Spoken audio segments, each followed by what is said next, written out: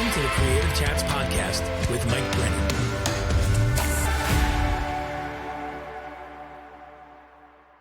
Welcome, friends, to another episode of Creative Chats. It's the podcast for artist makers and content creators where we talk about creativity, the creative process, and story. I'm your host, Mike Brennan. You can check out my work on my website, which is mikebrennan.me, and I would love for you to check out all the resources I've created with you in mind over there on the tab that says Daily Creative Habit. I'm a big believer in helping fellow creatives. I know what it's like to be in the trenches, to wrestle, to feel like you're alone in all the things that you're facing as you're trying to engage with your creativity, whether it's for a hobby, whether it's for full-time profession, maybe somewhere in between. It's when we show up for ourselves, when we decide that we're going to actually do what we say that we're going to do, we take action and we show up. And I'm a big believer in showing up consistently. It's a big part of my story where the first half of my life, I didn't show up consistently and then walked away from my creativity for about 10 years. And it wasn't until suffering from some depression that led me back to asking the question of like, what can my creativity look like? What can it be even a thing at all? I mean, I don't know how to engage with this after not doing it for so long. And that led me to what I call Daily Creative Habit, which was me showing up every single day and doing some creative act, a small drawing, a painting, digital painting, something. Even today, it's writing. It's engaging with the creative process and with yourself and making something first and foremost because it speaks to you, because you find it interesting, intriguing, because you're trying to process maybe something as you're creating, and then bringing it to other people, bringing it to the world around you. I think it's really important to be able to share what it is that we do so that there's further impact. And so if any of that's speaking to you, check out the resources for Daily Creative Habit. And I would love to just have you come along and be a part of this community. Today, I get to speak with a children's book author, Kronenberg. And, you know, speaking of children's books, some of the books I've created myself, I have 8 self-published books. They fall into categories, not children's books per se, because some of them are kind of snarky and, well, not full-on kids books. It's not really the audience I had in mind creating them, but there are things about them that are more childlike. And the last one that I just created, called Blue, A Story of Letting Go, it actually is a story that I say it's a fable. It's a fable about a boy and a caterpillar and the relationship that they form as a friendship and how that changes and evolves, and about having to learn how to let go and deal with loss and grieve. And so if that is something that speaks to you, maybe that's a resource you would love to have around you and speak to you in the season that you're in, you can find that available on Amazon.com or on my website, mikebrennan.me, under the tabs of shop and the books section. But for today's episode, I get to sit down and talk with Kat Kronenberg. She is a delight. She is a children's author who really inspires children to embrace their smile, to know that they're extraordinary, to dream, all the messages that we wish we had as kids. And maybe some of us did if you were lucky. But even as adults, we need these messages. And so I get to talk with her about her process, about her journey, about some of the education that she needed to learn kind of on the fly, and some resources that she's created as a result, if anyone is interested in creating their own children's book. And so this conversation is just delightful. I think you'll find her work inspiring, and no matter what age you are, and just be encouraged to do your own creative projects again and get them out into the world, because people are waiting. So without further ado, here is my creative chat with Kat Kronenberg. Well, Kat, welcome to the Creative Chats podcast. Thanks for being here today. Thank you for having me. I'm excited to hang out with you, Mike. Yeah, this is going to be fun. You know, I love when I get to talk with creatives who are writers, who are authors, and specifically, I don't know that I've had a children's author on the podcast yet. Right? So this will be a lot of fun.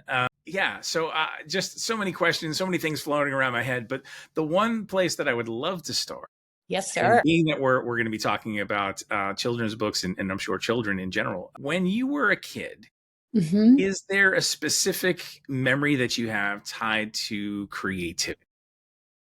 Ooh, that's a fantastic question. I never really got books as a little girl, so never in terms of writing. I would say drawing as a little girl was magic, having a piece of paper with nothing on it and seeing something come to life. So I think there's always been a creative, I think we're all creative spirits, like in that blank piece of paper as a little kid. Yes, absolutely. And I think we all have that magic. Go to enough schools and see that little magic, either words or color, fill a page from nothing to something. Yes. Like it's a really empowering thing to experience. Yeah. And, it's been said that obviously I don't know where the original person said this, but it's become a popular thing for people to basically say, yeah, like you don't have to teach kids to be that creative. Like you just hand them things and they just do it. Yeah. Yeah.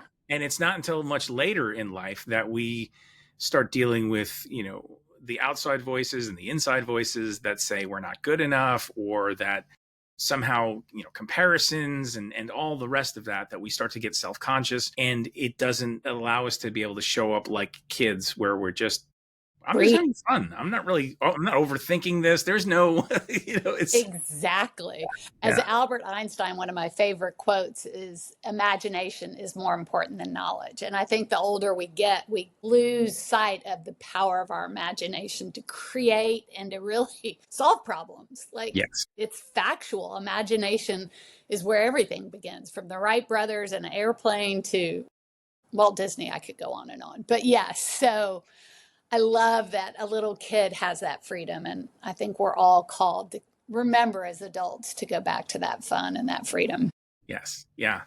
So how did that shape then your journey moving forward? Like, were you automatically drawn towards, creative activities and thinking like, I want to do this as part of my, no, not at all. Okay. No, like I'm the opposite. I'm the kid that bought into the voices, got very factual, had life happen, and so got very lost a brother and sister at at an old enough age where I knew I had no life skills. So I got very factual. And then at around 40, it whacked me over the head to write books about the power of a smile. So then I had to open my heart and my life and my mind up to my imagination again. It was a wrestling match because I wasn't good at it. So it's something for all your people that come by it natural. Let it keep growing, all you listeners. And if you don't come by it naturally like I did, it's really one of the greatest gifts you can give yourself, is let that imagination just blow out of you like just stardust. Like it's just magic. There is a lot of conversation around people trying to come back to something that they've put on a shelf or that they've said no to repeatedly over and over again. And whether that was internal voices telling them, hey, you need to go the practical route, you need to be responsible, et cetera, or I'm not good enough for this, whatever that may look like, coming to a point where it's almost like an itch you can't scratch. Yes. It doesn't go away. Can you talk a little bit about that moment for you? Like, bring us to that place for you. Like, what did that look like? And how did you process through that to actually go, okay, yes, this is something I need to do?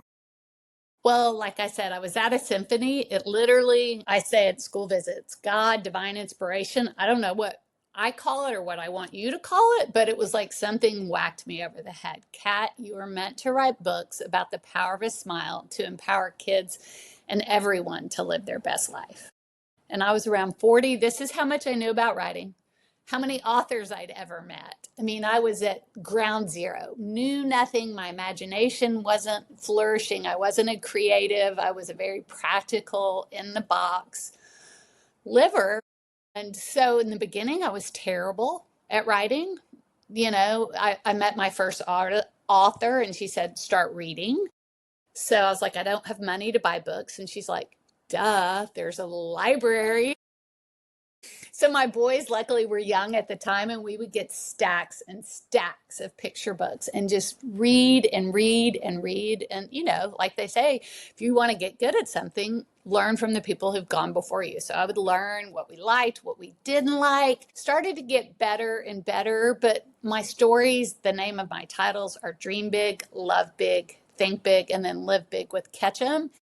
So I had to really internalize what that meant. Like, I had to keep dreaming, as Walt Disney says, if you can imagine it and believe it, you can achieve it. I had to keep imagining. I mean, I tried every trick in the book to keep myself on course. Dream boards, imagining. Jim Carrey wrote himself a check for acting services rendered. I wrote myself a check for my book. I mean, I did every imaginative, believe, manifestation, visualization, meditation. And that stuff, like even the books are based on the power of a smile. You can hold a fake smile for 15 seconds and it changes something in you. Whether it's fake, forced, it's still in that magic. I talk about a flamingo. I use animals in my stories going through the hero's journey, and me becoming a best-selling award-winning author was me going on. So it's kind of ironic. But a flamingo is born white, which I didn't know till I did research. Then they turn an awful shade of gray before they become this magically beautiful pink animal. I mean, it's literally the most beautiful animal to see flying through the air. But in my writing process, I felt awful gray inside. You can't do it, Kat. You're never going to be a writer. And you have to rise above that, whatever means, fake smiles, real. So I encourage the people to pick it back up. Mine wouldn't leave me alone, so I didn't have a choice, but celebrate it. You know, find the way to get above water and catch some oxygen and keep going. Yeah. There definitely is a sense of tenacity and scrappiness that is needed to continue to move forward with our creative projects, because so many times we are facing limitations. And if it's not like I don't have natural skill, maybe it's resources. Like you said, I can't go and buy all these books. Well, the library's there. Use that. Figure out a way forward, no matter what that looks like. Exactly. Just keep moving, right? Right. Yes. Strive with your arms out reach. Fall forward. You can't fail if you fall forward. Yeah. So even with children's books, like there's a sense of distilling something down and making it portable that I'm sure is a skill set unto itself, because it's one thing to be able to write and to express some thought and to, use a lot of flowery language, but Yeah. in order to, because of your audience of kids, in order to have them be able to access this and understand it and apply, you need to kind of whittle things down. Was that something that you just intentionally pursued by looking at what the other books and authors had done, or was there some other technique that was involved there? I would say writing it a million times. Like literally, it had people in it at one point. I tried it in every shade, every variety, and then got quiet with it. And if it worked, or I'd sit with a kid with it, and if it would speak to them, like they were getting what I felt like I was trying to say, if I could see the light bulb go off, then I kept going forward. Because it's a tricky deal to make. Yeah. A concept 5 words, and you get art in picture books, which you lean on a lot. You let the art tell a lot of the story, but it's a fine line to find. Yes. Yeah. In terms of your first book, were you thinking like, okay, you just have your sights set on this one book and going like, I need to do this one thing and this is it, and once I get there, we'll see what happens? Or was there a kind of plan preloaded to go, hey, there's going to be a series and there's going to be all these other things that roll out afterwards? Not even a little. Like literally, I got the whack on the head about the power of a smile, and then no other downloads. Like it was like, hello, like give me a little more meat on the bone. It was me wrestling with my imagination, wrestling with the power of story, wrestling with the hero's journey for myself, more or less the heroes in my actual books. And so the first book I thought was a standalone. Dream big, thought it was, I tell kids books have birthday. It was born in 2017. I thought I was done. And then Love Big woke me up, started waking me up at 4 a.m. And it's the second secret in the series. And then I thought I was done. And it's like, no. Now there's Think Big, the third secret. And, like dream big is smile big in who you are and believe in yourself. Love big, you and I share smiles and we both get to believe in each other and something lights up in our heart. And then think big, It's kind of when you take a deep breath, inside smile. And those are just the 3 powerful secrets that literally allowed me to write my books that have touched so many kids. And I think just the sweet little reminders that, just the titles are distilled down enough. But then the animals bring it to life and kind of the concepts. It's got a lot of layers. So an adult can read it and get some meat out of it. And I've seen all ages connect to it. So yeah, it's a tricky deal, but Dream Big was a standalone and now I have 4 books. So go figure. Yeah. Is there a tension to be managed of like creating? Because I think as a creator, we're always looking at the next thing, right? Like we do something and we're like, cool, great, it's out there. Now I can move to the next thing. Is there a tension to be managed of like creating these things and yet not wanting to necessarily build an empire, right? Still be accessible to people, still have this sense of nimbleness that you can kind of do the things that you feel like you're interested in without being boxed into here's the grand plan that has to roll out for the next 5-10 years. You know what I mean? Yes, yes. Yeah, I do not believe in grand plans. I mean, my plan is eyeballs to kids. That's my lane where my cup gets full when I love what I do for work is getting to meet with kids at school visits or readings or just sit with a kid and read the book and watch that light go off. I really don't try to build a brand. That's not my lane. Some people have that gift. It's not mine. I probably need to hire somebody to do that better for me. But no, it bogs me down. And I feel like the creatives are meant to fly. And so I need to either hire someone or just keep flying in what I'm good at. Yeah.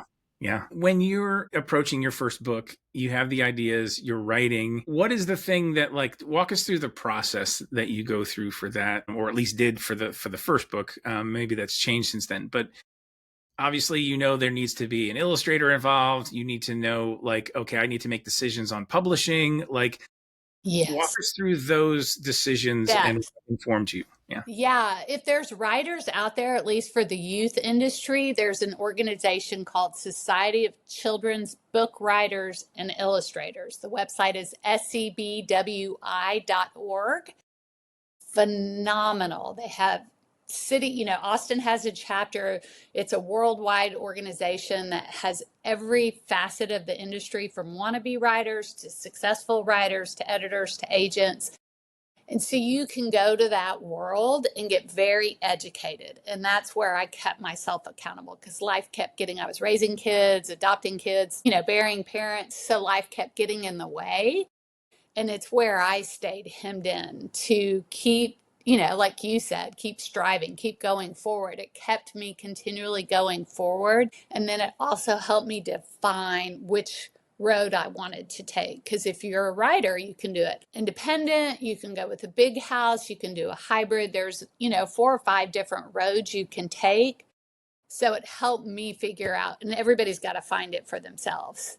It helped me figure out and see clearly which road it was I wanted to take. So each process is different. And for mine, I ended up going with a hybrid because I had Scholastic want to buy mine, but as a first-time author, you usually don't get to select your artist or really have say. They kind of pay you a lump sum up front and then they take it and build the vision out. For me, the vision was in my heart and I had to stay true to the vision. That was the most important thing. So I had to be able to pick my artist. So with a hybrid, I could control the art and choose my artist and own my IP, but I had to pay for it. So I had to work really hard to get to that point and da-da-da-da.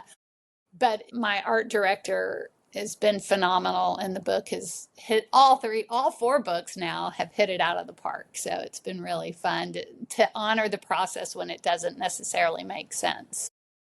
But Yeah. SCBWI, I would recommend for anybody that from picture book to young adult, that whole industry is in there and they have amazing resources. Yeah. I've certainly heard of them before. And I know someone who's actually a part of that world as well. And she was on this podcast too, a friend of mine. Good. Yeah, more young adult themed. And yeah, I can't echo what you said enough as far as getting around the right people, asking questions, learning, knowing that everybody starts in the beginning. There's nobody shows up on the scene. Yeah, exactly. Yeah. Can you talk a little bit about the process of working and collaborating with an artist? Because people may be listening where they're like, okay, maybe they're not thinking children's book, but maybe they have a project where they're like, I need to collaborate with somebody and I need to think about how do I hold the vision of what I have, but also invite somebody else into that so that they can bring their skill set and it can become something greater than what I can do on my own. Which, like my newest book, is this one, Live Big with Ketchum. And I've had 3 different artists out of 4 books. So, we've had to refigure out each other. And with my hybrid, my art director found each one of my artists.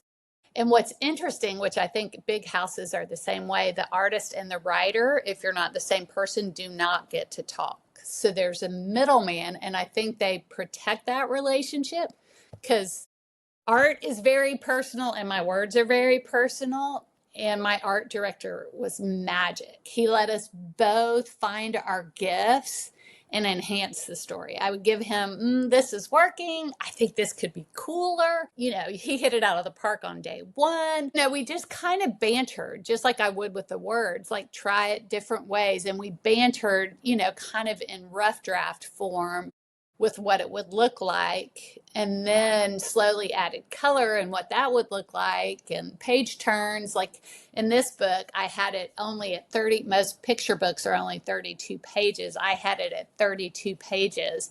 And then we ended up going to 40 because it made the artwork way more dramatic, which was halfway in the process. It added to the story to have that page turn than try to force too much on a page. So it's just very organic for mine with the art director. He kept our relationship intact and brought the best in both of us. I have friends that have collaborated with their artist and they've done great. I've, like an Amazon self-published book, I've had people that are pretty far along writing wise and they get to collaborate with Scholastic. And I personally think it's better when the artist and the writer can collaborate if they're not the same person. Because my vision and matched with your vision, it's 10 times better than if you and I never get to see what our world looks like together. I think that's why Dr. Seuss works so good, Eric Carle, because it's all right there. And my books, I think, are brilliantly artistic because we got to collaborate and kind of imagine it with both of our gift sets, not just one gift set. So yeah, it's a tricky line. Everybody does it different.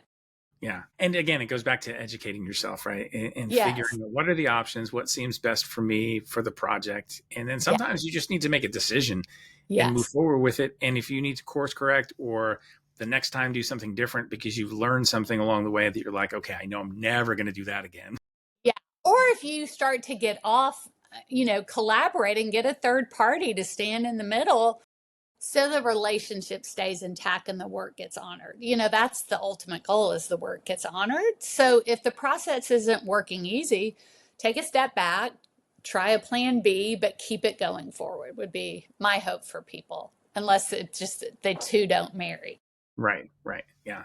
Being a visual artist, I have every once in a while someone come to me and say, and I've self-published 8 of my own books. Yay. Some of them illustrated. And so people would come to me and they were like, I have this idea for this book. I think it'd be amazing. This great kids book thing. And there's always a conversation that needs to happen because they're like, well, would you do the art? And I'm like, okay, it's not quite as simple as would you do the art? And I'm like, have you thought about all these different things? Like, who's going to lay it out? Who's going to, prepare the files and do the upload, like all the management of that. It's not simply like, I'm just going to draw something, hand it to you. Like, then what? There's cover design, there's copy that's involved, like all these different parts. Details. Yes. And a lot of times people aren't aware of that, or they're not thinking because they're like excited about their idea, which is great. But there also needs to be the conversation of what do you do then? How do you take the idea and execute on it in a way that makes it a real thing in the real world, right? Yes, exactly. Very well said. Because I'm sure you're like me. You get about 3 calls a week about, I have a story I want to tell. And you're like, yes, and Right. Yeah. And, there are, to your point, resources out there that thankfully we can direct people to. And sometimes, I've even thought like it would be a good thing to have a conversation, and maybe even this podcast is part of that, right? Directing people to a resource that says, here's a lot of questions that we get. Here's something that you can listen to, watch, and it will answer a lot of that. And then if there's other things that are more specific, then we can talk again. Yeah. Yes. Yeah. Yeah. That's good. In terms of that, are there like beyond the, hey, I've got an idea, or hey, would you help me in some fashion? Are there questions that you get often that you think, okay, these are ones that seem to be reoccurring? I mean, the question I always get is, I have a book that I want to write. Me and my mom have a story we want to tell, so that's always the question. And then what, And so I kind of give them the 101 of the 4 or 5 roads they can take, but you've got to figure it out for yourself, and SCBWI, and, don't leave them out there, because I had no one to ask. All I ever really got was read, and I don't remember who and what I found. The other thing I would suggest that was super helpful to me was critique groups. I got involved in a lot of variety of critique groups of reading and giving feedback to other people's stories and getting feedback to my stories. You really start to get an ear and an imagination for what works in a story, what doesn't, what flows. It was a magic little stepping stone for me, which, something I had never done as a young kid. I think it'd be a fun thing in schools for kids to sit around and build and critique each other's stories and just have fun creating them together. Critique groups would be something I would really suggest to your listeners as well. Yeah, it's interesting that you bring that up, because a couple of podcast episodes ago, I did a whole solo show on that, of just feedback and, the importance of it, but also not all feedback is created equal. And take what you like and leave the rest. Yeah. Yes. And also not everyone's qualified to give the same, helpful feedback. Yeah. And also sometimes their motives may not be the best, right? They may be trying to either be the teacher's pet, so to speak, or there's some competition involved there, whatever that is. But I think to your point, it's fine. It's the value of inviting people into your work so that you can borrow somebody else's eyes and ears, because we all have blind spots. We all have those moments where we're like too close to what it is that we're creating, and we need to see and hear through other people, because there may be things that we think are incredible or really clear, and people will point out and go like, oh, I thought you meant the opposite of that. Yeah, exactly. Right? You're like, I thought I nailed that. Wait a minute. They call it killing your darlings. I had to kill a lot of darlings along the way. Yeah, for sure. So yeah, I totally agree with that. And at the end of the day, you're the one who gets to decide what feedback to listen to. The dream was put in your heart for a reason, is what I tell people. Don't quit and listen to your truth, but don't stand alone. Writing or whatever creative endeavor it is, I think it's better together. We is very powerful. Me is we, and we is me, but I just found my writing got better and better as I let people in. Yeah. How did you land on the topics and subject matter? Like, was it something that was brewing in the background? Was it something that evolved as you went to do this? Yeah, no, my first book, Dream Big, had 5 different titles. It was originally You Can, it was Why, it had a person in it, a little boy, then it didn't. Like I said, I had to write mine a million different ways and see it from up here, from over here, from right here, from down here. I had to look at it and understand from my own heart what really helps me live my best life, and from animals, I found one interesting story when I was standing in line.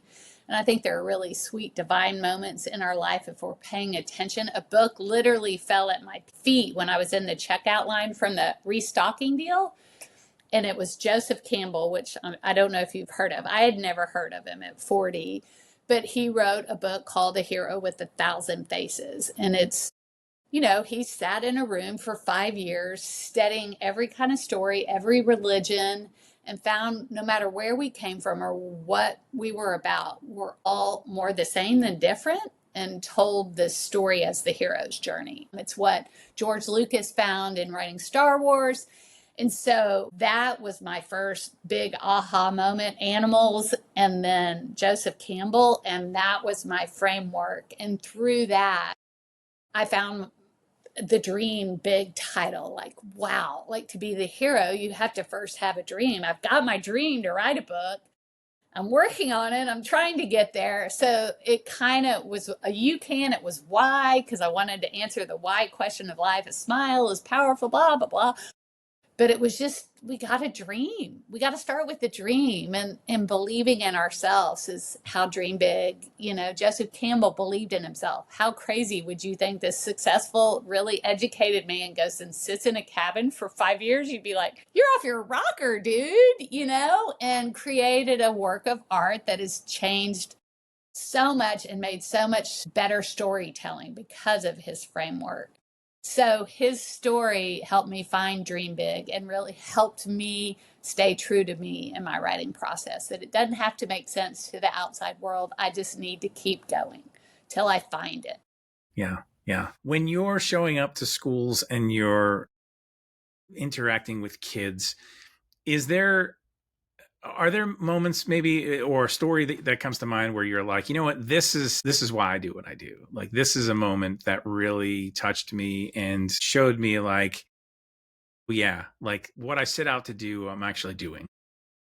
I've had lots of magic moments, and I always share my favorite, and it makes me almost want to cry. Right after I released Dream Big, I reached out to a foster home. It's Helping Hand Home in Austin. They, you know, house foster kids, and they're like, oh, come do the younger kids. I'm like, let me do the older kids too. Like, I'm there, never been on this campus, didn't really know anything about it, but I had a hard life as a kid, you know, and I think these stories are meant to just help kids turn the light back on and find their yes. So what a perfect, you know, like, let me come try it. Let me do it. So I got there. It was a bit overwhelming. A kid was trying to escape. You know, I'm like, oh, what did I try to do? You know, what did I say? Put myself into? But then I got into the older kids' room and shared Dream Big and my journey. And I mean, one little girl came up to me afterward with tears in her eyes and said, you mean I can be a scientist? I'm like, I mean, I got tears. She had tears. She held the book like it was a lifeline. I'm like, absolutely. If that's what's in your heart, yes, absolutely. Keep going for it. So lots of little sweet magic moments like that, because some kids never get to hear they're born extraordinary. They can dream big, that they can love big, and they can think big. You know, and as an adult, like this little light up star is called Ketchum, you know, I sleep with him every day. Like, you know, like, I'm still a little girl at heart that needs to remember that I can dream big too. I can love big, and I can think big, and that I am extraordinary. And kids are so vulnerably expressive. Seeing that vulnerably expressive moment on that little girl's face is what keeps me going. Beautiful. I love that. Yeah. And you're so right. Like, because with adults too, like, we need those messages. It's not just like, oh, well, that's for the kids. You know, we need to be reminded of these things. And a lot of times these are the things we wish we heard when we were kids, right? That's why I wrote them. That's why I want to go out there. Like, I banged around in the dark for decades, like having no clue how to really live a full, alive, vibrant life. Life's hard. So what? So what do? You know? Yeah. There's a community that I'm a part of that has conferences twice a year. It's called The Thing. Wow. The organizer, his wife, Leslie, opens up each morning with a children's book. And, you know, when I was first introduced to the community in this event, you know, I thought to myself, I'm like, oh, okay, that's interesting. The more that I was around it and the more that I saw this happen, I realized, like, what we're really doing is we're extracting those things that are applicable even to a room full of creatives or entrepreneurs, and saying, yes, it's a kid's book, but the message is universal here. And so lean into it, embrace it, accept and receive what it is that you need in this particular moment. Yeah, that's beautiful. I love that. Yeah. So For you doing, I'm sure there's more ideas and more things kind of cooking behind the scenes, but and you've got some products, you've got some things happening that are outside of the books, but is there a next thing that you're thinking like, this is something I would really love to do, maybe I haven't had the opportunity to do yet? There's kind of two roads that are waking me up or tapping me on the shoulder. One is a workbook. It's, a Live Big Playbook. It has definitely been, waking me up at 4 in the morning. And then a bunch more adult keynotes. I've done quite a few, and kind of like you've seen in this conversation, to me, I need to remember, and it's been really fun to go into audiences and share this with adults and watch them kind of go. It's so that's something I need to start building out way more of, that I've done quite a bit, but it's definitely speaking to me that if I can get adults doing this social emotional learning, it will be way easier to have it in the homes and the classrooms. Because Yeah. my parents didn't have social emotional learning of any kind. So then when life happened, I banged around, and so did they. That really, I've found the kids, but I want to find the adults, too, in this process. Love that. Yeah. Yeah. And there's such a need for that. Yeah, Even if I people do. aren't aware, that it's still, and thankfully, we live in a time at which, even therapy is talked about a lot more and encouraged. It's not a stigma that it used to be. I remember I was watching an older TV show recently, and they kept calling, like the shrink and the head shrinker or whatever. And I'm like, thank God we don't hear those terms No, anymore. because that was my parents' mentality. We can't. Don't let them into your intimates. Like, that was just taboo, and would have saved us a whole lot of headache and pain and heartache. So, yeah, we are very lucky that people are waking up to the gift of what that can be. Yeah. So if somebody's been listening to this conversation and they're feeling like their heart is in their chest because they're like, I feel like I need to finally move on that idea. I need to take action. Yeah. What advice would you give them right now as they're listening? Believe in themselves, find someone else to believe in them, like share big smiles with somebody, me, you. I think you and I would both be suckers for supporting them, and then really let their head and heart connect, like, and think big, like really be proactive. I still look at my dream board every day, even though I've followed through on my dreams. It took me 10 years from the whack on the head, so to keep them encouraged, to actual book in the hand, life kept getting in the way, to not quit, to just find that next something and run to it. Don't worry, don't judge it, don't worry about outcomes, just keep plugging, keep going. Yeah, absolutely. And I echo And that as have fun. Remind yourself to have fun. Like your art behind you is so fun. Like, that had to be amazing to create. And I got to remember, like, when I'm trying to build out some of the other parts of this, and I'm having fun. Like, this is fun. Like, yes. I'm so lucky to get to do this. So to have fun with the creative part, because I do think it's a form of prayer and a connection to everything around us, that it's what keeps us hemmed in, powerful to create, and to create together and have fun with it is something I have to remember. So I would encourage them to remember that as they do it. Yes. It's so often we get so serious about things, and Oh, there's so much struggle involved in trying to birth this idea or this work that it can color the way that we approach it. And yes. you're right; it can strip the fun out of it. As a matter of fact, that's one of my books, is "Make Fun a Habit," Yeah, and that's talk all a about that. great title. So this idea certainly of coming back around to that, and remembering as a kid, like how we just showed up and we would just enjoy things. Nobody had to tell We us how can to do judge that, it. right? Yeah. Return a little bit more to that kind of stuff in the things we're doing now. I think we certainly would have more impact on ourselves, and then I think the work itself would speak differently too, because it was created in a different way. Yes. Yes. Well said. Yeah. So as we're kind of wrapping things up here, where can people go to find your books? Where can people go to find out more about you and all the things you're doing? Lay some links on us. Yes. So my books are everywhere, from Amazon to Barnes and Noble, Target. My website is my name, Kat Kronenberg. Everything's on there. They can get discount. Writing family, I think, is 30%, and teachers. I love my teachers. If they put in teacher discount. I think it's 40% because I love families and teachers reading my books. And then on the website, there's everything from curriculum to how to write your own animal story based on the hero's journey, all free. There's a blog with little 1-minute videos to make it super easy to follow.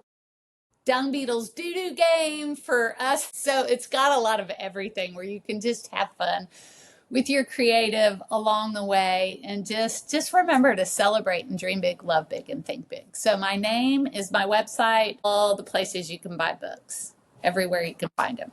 Amazing. And I love that you have resources for people to. Yeah, social emotional learning resources, like, let's do this, guys. We can live big together. Yeah. Oh, love it. Absolutely love it. And thank you so much for this time today, Kat. It's been a pleasure to speak with you, to find out about your journey, about your books, about your process, all the things. And I just wish you continued success in all the things that you tackle and as you make your impact on this world. Thank you. Thank you, Mike, and love all the wonderful things you're doing. So thank you for letting me be a part of your world.